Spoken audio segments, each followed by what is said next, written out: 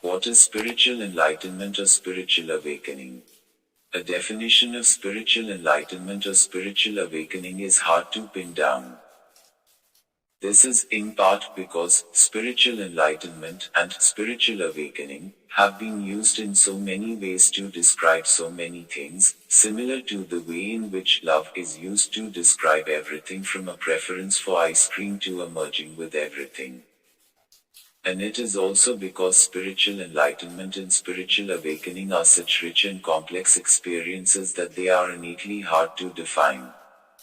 Some definitions are very specific and narrow. One such definition of spiritual enlightenment is the complete dissolution of one's identity as a separate self with no trace of the egoic mind remaining. This sets the bar very high and means that very few people qualify as enlightened. The opposite approach is to say that everyone is enlightened, that there is only awake consciousness. In this view, it's only a question of whether this natural awakeness has been recognized or not. Of course, when a word describes everything or everyone, it loses some of its usefulness. If everyone is enlightened, then why even talk about it? Combining perspectives on spiritual enlightenment. Perhaps there's a definition that includes both of these perspectives, which recognizes that consciousness is always awake and enlightened, but the amount of awakeness or aware consciousness that is present in any moment can vary. This definition acknowledges that there's a difference in the amount of awakeness or enlightened consciousness that different people experience or that one person experiences at different times, but still suggests that the potential for full awareness or becoming enlightened is the same for everybody. If every apparent individual consciousness is infinite in its potential, then each can also be infinite both in its capacity to expand or awaken and in its capacity to contract or identify with a narrow or limited experience. If all consciousness is made of the same essential awareness and light, and if everyone has an equal potential for enlightenment, then all expressions of consciousness are equally valid and valuable. Everyone or enlightened being, at least in potential. So defining enlightenment in many ways now makes sense, depending on what is being pointed to. One may use the word enlightenment to point to the state of self-realization beyond the ego, or to point to the innate potential for this realization in all of us. As for differentiating between the words enlightenment and awakening, enlightenment implies a more finished and constant state of realization, while awakening has more of the active quality of a verb and therefore suggests a movement or shift in consciousness. An awakening may be defined as a sudden increase in the overall amount of consciousness an individual is experiencing. There can be small awakenings and bigger awakenings. Not only does consciousness have unlimited potential for the amount of awakeness, but it also has an unlimited potential to shift in any way, at any moment. Consciousness can and sometimes does shift from contracted states of fear, anger, or hurt to expanded states of peace and joy in an instant.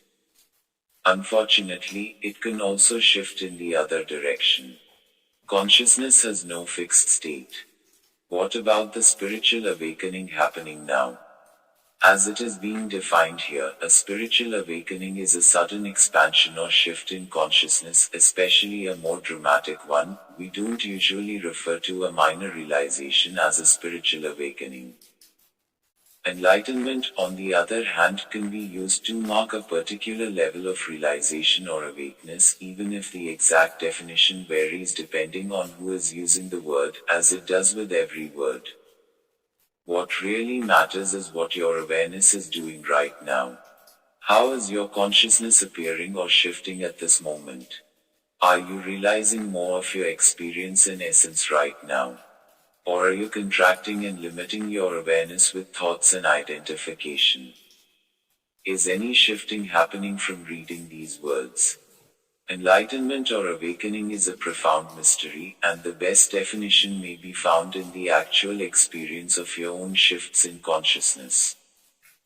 Just as it's more nourishing to eat an apple than read about one, so it can be more rewarding to explore the movements of your own awareness than to try to understand these things mentally. While definitions of such things can be helpful, it can also be beneficial to not have too many concepts, which could interfere with your actual experience. It's a good thing that language isn't so fixed or defined when it comes to spiritual unfoldment. Maybe the best definition of enlightenment is no definition. Then there is only what is found in your own direct experience of awareness. What are the causes of spiritual awakening or enlightenment? Consider the miracle of a flower. What is it that causes a plant to flower? Does sunshine cause a plant to flower? Does lots of water? Or is it good soil? Maybe all of these together.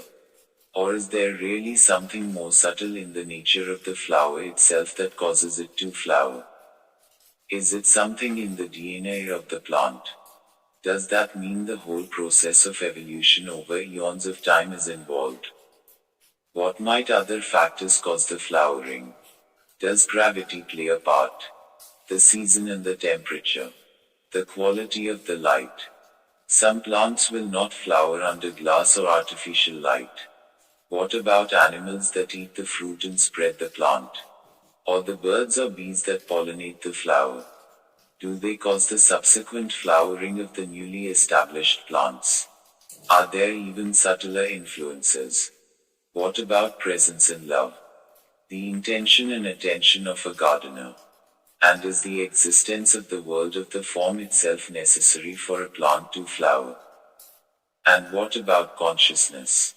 Is there an ultimate force that directs the creation and unfolding of all expressions of form that is behind the appearance of a rose or a daisy? What if it is a combination of all of the things mentioned? And also what if they have to all be in the right proportion? Is that proportion different for every species of plant? Some plants need lots of water or light to flower. Others will die with too much water or light. There is a unique formula that is involved with the appearance of the simplest apple blossom and the most complex orchid. When you consider all of these influences and even more that were not mentioned or can't even be known or imagined, then it truly is a miracle when a flower happens. It is impossible to say what causes it to happen with any certainty or completeness.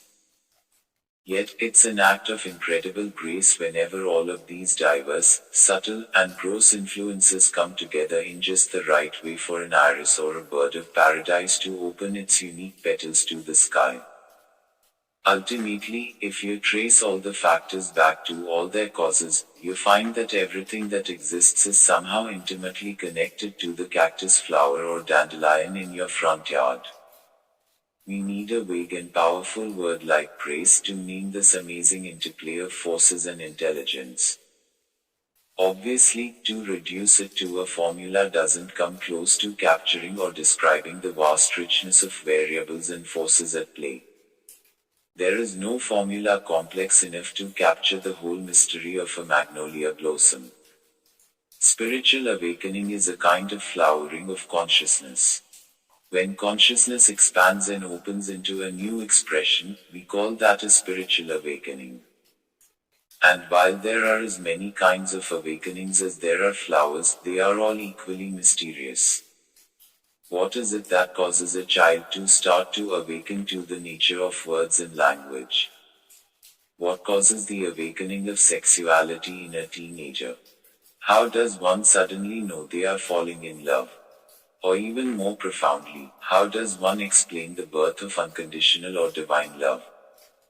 Finally, what are the causes of the most profound spiritual awakenings, where consciousness suddenly recognizes its ultimate true nature? Why does that type of flowering appear in one consciousness today and another one tomorrow?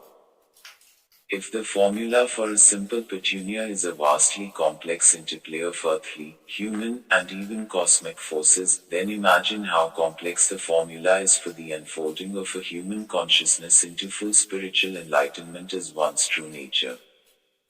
The good news is that we cannot and do not need to know the totality of the formula involved to grow some petunias, and we cannot and do not need to know the formula for spiritual enlightenment.